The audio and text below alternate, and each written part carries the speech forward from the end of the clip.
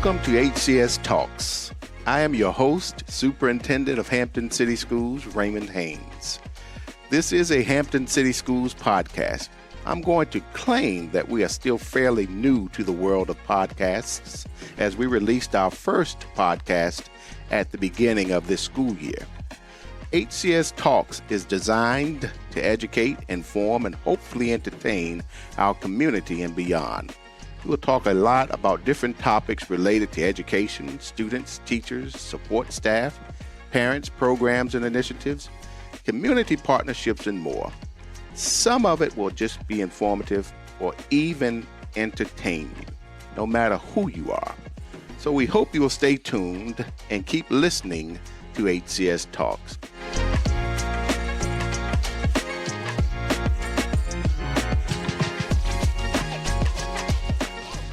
Today, I have the great opportunity to sit down with one of our Bethel High School alum, Miss Francena McCorory, who is known around the world for her accomplishments in track and field and is now, I believe, an entrepreneur. So thank you for being here, Ms. McCorory. I'm looking forward to our conversation for the listening audience and to learn more about you, your experiences as a Hampton City School student, and your many accomplishments over the years. So, can you give us a brief overview of your educational path and connection to Hampton? Yes, absolutely. First, I want to say thank you guys for having me. I'm so excited. But just a brief overview. I went to Robert E. Lee Elementary School. Then I went on to go to Davis Middle School. And then, of course, I went to the greatest high school ever, Bethel High School. So, I'm a Hampton native, true and true. So that's why it was such an honor to represent Hampton on an international scale. Yes, ma'am. You have being very modest so far this morning, Ms. McCorory. All of your accomplishments and you have greatly represented Hampton City Schools and Bethel High School, the Bruins, and I know you still have some connections and ties to Bethel and have formulated some long-lasting relationships with staff members over there as well. Yes, I have. So talk a little bit about what you're doing now and what are your interests outside of track? So I just recently retired in 2021. So now I'm still in the track and field world. I own a timing company, so I time track meets for the youth. I still wanted to keep my foot in track and field because it's my favorite sport. I love it so much, so I just couldn't leave completely. So that's what I'm doing now, and some of my interests outside of track. I love hosting. I still work out every day. I can't get away from that. So that's one of my main interests. Do you work out first thing in the morning? So it depends. Sometimes I do.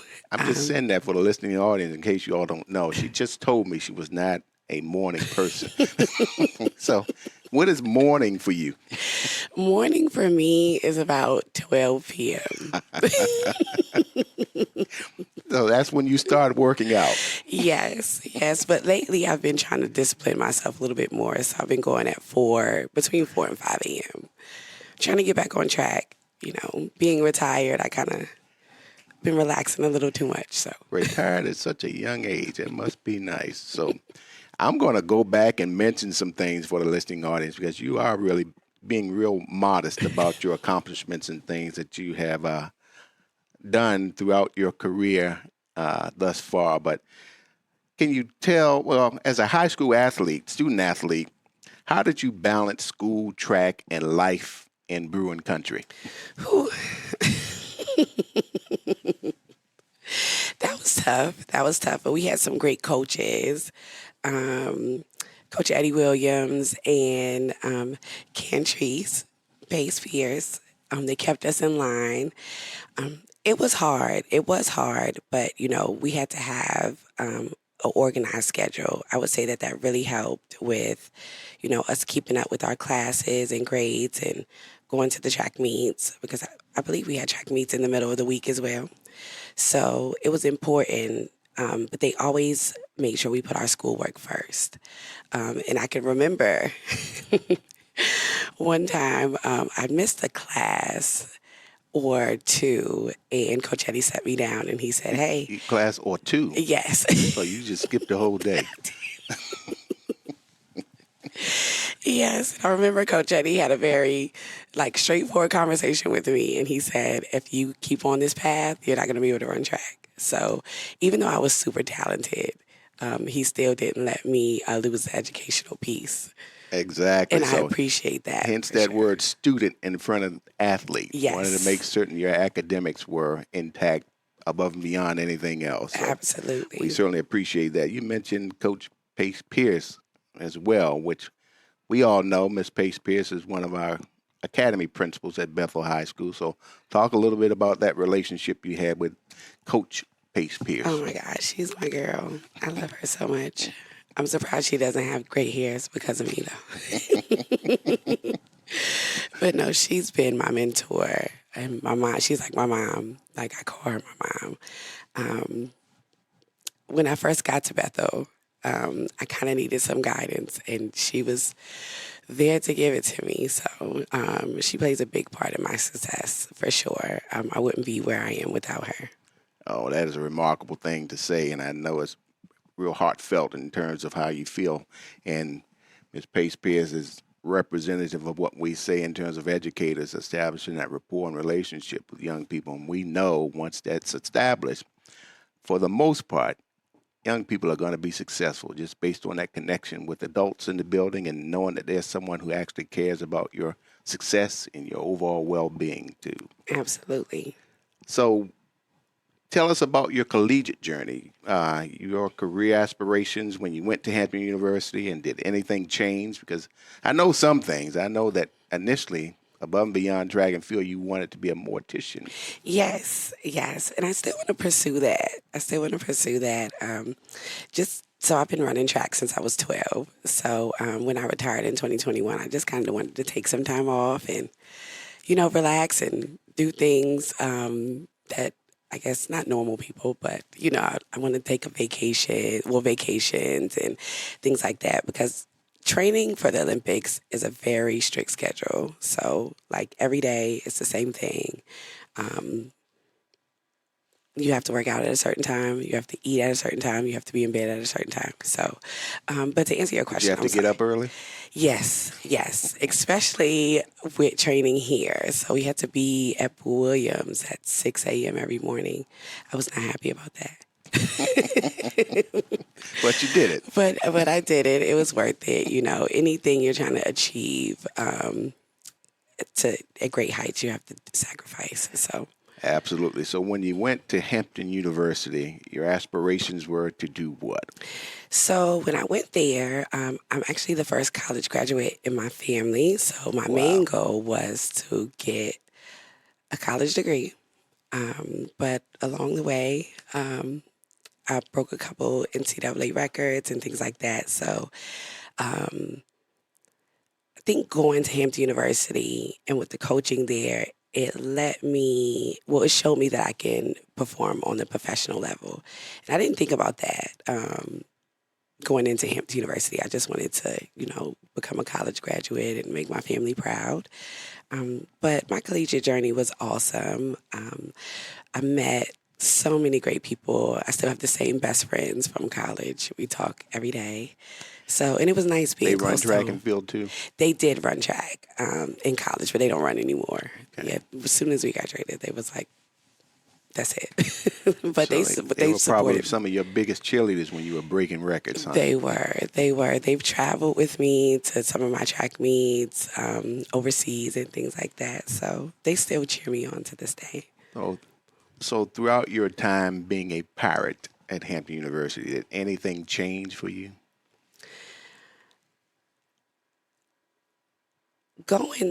It was, no, not really, because as far as structure and being on the track team, I feel like Coach Eddie really embedded that in us. like teamwork and, watching out for your teammates and things like that. So that wasn't a big adjustment. I would say the intensity of like the workouts and things like that definitely changed because you're on scholarship. Right. So, and if you don't perform, you could lose your scholarship. Right. So it added a little bit more pressure to it, but So you had to perform on two facets, academically and athletically, in order to maintain that scholarship. yes, yes. And then you have the balance of like, partying when you're in college too. So those were the things that were different. So you had to kind of buckle down a little bit more Yes. because you're responsible for all of those three things. So, but I feel like I balanced them pretty well. It was a good balance. So you obtained a degree from Hampton University in what? What was your degree in? Psychology. Psychology. Then you went on from Hampton University to do what? So in 2010, after I graduated, I signed a professional contract with Adidas to run professional track and field. Wow. Yes, and I did that for the last 11, 12 years. So it was a lot of fun. So professional track, had a contract with Adidas. So tell us a little bit more about your experience and journey being a professional track star. So it was nice. It was nice. We had to travel around the world, basically for free to perform. So I've been to many, many countries. I've traveled so many places that I didn't think I would ever be able to travel to, being from Hampton. So it was awesome. I went on to go to the 2012 Olympics where I got my first gold medal in London. That was amazing. It truly is amazing. I was trying to pull that out of you. So you are a poster child for having a strong sense of humility. I'm trying to pull some things out of you. Thank you. It's time to brag about the things that you've accomplished. So you said your first gold medal. Yes. So tell us about that. Oh, my Your goodness. gold medal in what? The 4x400 event? meter relay. The 4x400 relay. Yes. That experience was remarkable. I mean, to get on the podium and hear the national anthem play, every time I think of it, I'm brought to tears. It's like all of your hard work and that, like, you realize it just paid off. So it's just so amazing. And to be able to represent Team USA, it's just you can't even describe the feeling. Team USA, the city of Hampton, Hampton City Schools, Bethel High School, and Yes. the whole family was just cheering you on. So you said the first, so that you received more than one gold medal? Yes. So in 2016, I then went on to Rio de Janeiro, and I got a second gold medal in the 4x400 meter relay as well. That is truly amazing. So what else did you accomplish in the Olympics? So that was, well, I didn't compete in the 400 in Rio. I only ran the 4x4, but I did compete in the 400 and the 4x400 meter relay in 2012. So that was it. I mean, to go to the Olympics, your main goal is always to get a gold medal. So I'm grateful that I was able to get two. I'm also grateful that I was able to go to two Olympics because some people don't go to two. They only go to one. Because 4 years is a long time in between and anything can happen. Yeah, come back after 4 years and win a gold medal a second time. That is nothing short of remarkable. But you also won another medal, didn't you?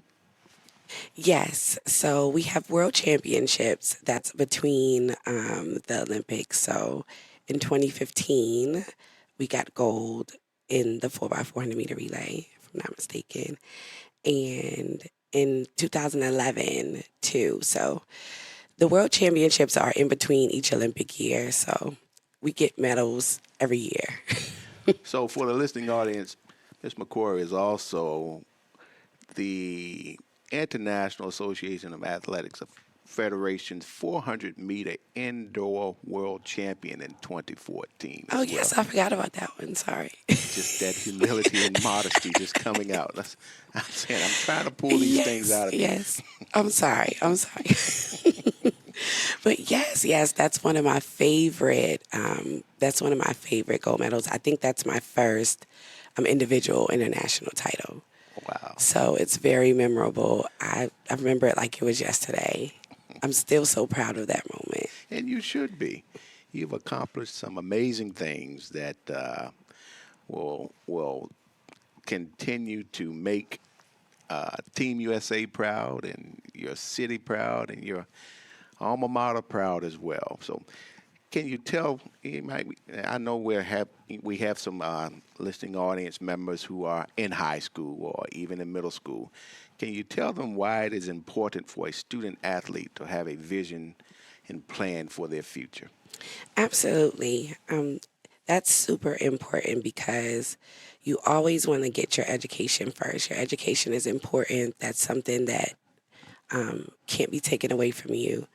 Being an athlete is great, but your education is what's going to take you through the rest of your life whenever you retire or whenever you stop doing sports. So it's definitely important to have a vision and a plan outside of just being an athlete. Very well said. It is the foundation for everything else that you do. So, through your track career, you've mentioned that you traveled to many places. What was the most interesting or enjoyable place you visited? Oh my goodness, I have several. I love London. I love the food in London. The weather isn't so great. But other than that, I love it. I love it. It's a great time. I love the fashion in London. I love the diversity. So that has to be my favorite place. So, during the times you were out in London and Rio de Janeiro, how long were you there? So they always require the athletes to get to the Olympics 2 weeks before it starts, just so we can get adjusted to the time and the atmosphere and the climate. So we always get there 2 weeks before, and being at the 4x4 is always at the end of the Olympics. We stay at the Olympics for the whole 2 weeks because it's usually 2 weeks long. So, about a month or so. Did you get some time after the Olympics were over to stay and do some more sightseeing, or how did that work? Actually, we don't because we have track meets. We have to finish out the European circuit. Okay. So we have to go right back to work. But the 2 weeks prior, you did get a chance to tour some things and get an opportunity to experience the food. You mentioned the food was really good. Any particular thing that you liked? So they have this Italian restaurant. I know it's not Italy, but it's in London. And it's so, so good. It's called Zzz's. So I probably ate there every day. Wow. While I was in London. Because the food in the village, in the Olympic Village, it's okay. It's not great, but they always have a McDonald's in the village. So we always go to McDonald's if we don't like the food.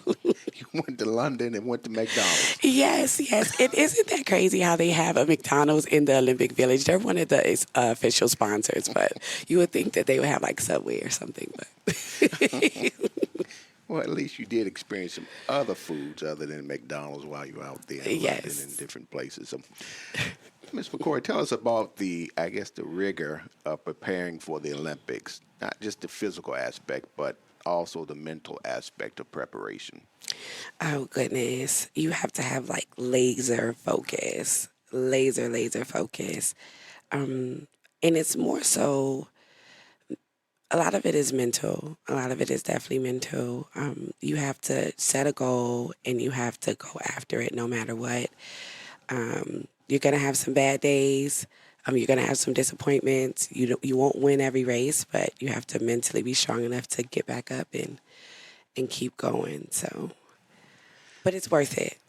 So it seems like the physical aspect of it all, you were well prepared for just being a athlete, star athlete, but the mental aspect of it probably was more taxing on you. Absolutely, because you can have everything physically as far as like being a great athlete, but if the mental isn't there, you won't perform as well. So you definitely have to have them both healthy. And not just more so focused on the physical aspect. What types of things did you do to prepare yourself from the mental aspect of all that you accomplished?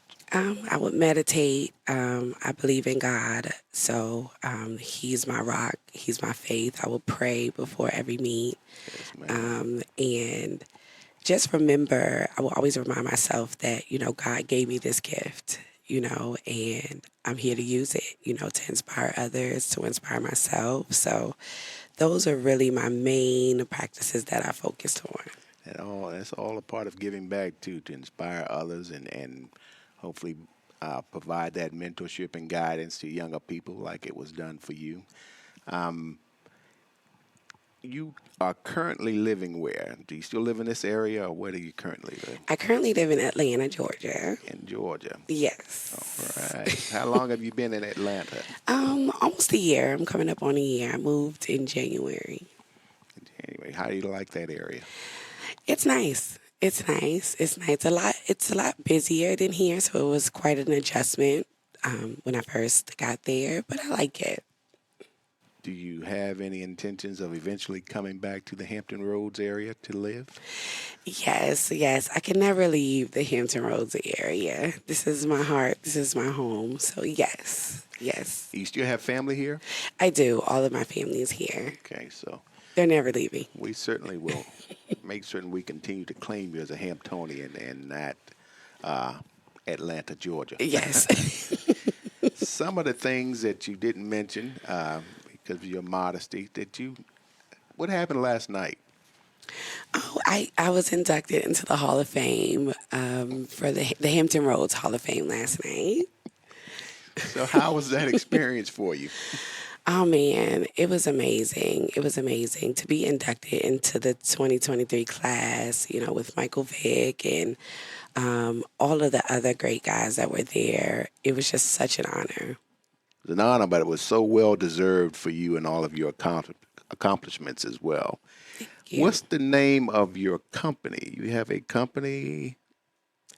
Oh yes, my timing company is called McCorory Timing Solutions. Okay, and you do some personal training as well? So yes, I do personal training here and there. I do some. And for the listening audience, I know you were inducted into the Virginia Sports Hall of Fame. I say last night, but that would be In April. It was in April? Yes, I think. Yes, it was in So April. what was last night? Last night, so in April, it was the overall state of Virginia. Right. And last night, they did the Hampton Roads. Hampton Hall of Roads, Fame, okay. Yes. And then you are also in the Virginia High School Hall of Fame, the Lower Virginia Peninsula Athletic Hall of Fame, the Mid-Eastern Atlantic Conference Hall of Fame, the 2023 President's Lifetime Achievement Award. Yes. So tell us about that. Oh my goodness. That was such an honor to accept that award. I'm just very humbled, even to be inducted into all of these different Hall of Fames. It just makes me feel so appreciated, not only by the city, but by the state, and I'm just so proud to like you said, to be a Hamptonian and to be able to represent our area on that level. And we're very proud that you are Hamptonian. So the President's Lifetime Achievement Award, where did you go to accept that, and what was the setup or process for that? So I actually received an honorary doctorate degree from Harvest Christian University in April. Yes, and they awarded us the President's Lifetime Achievement Award. And that was in my notes.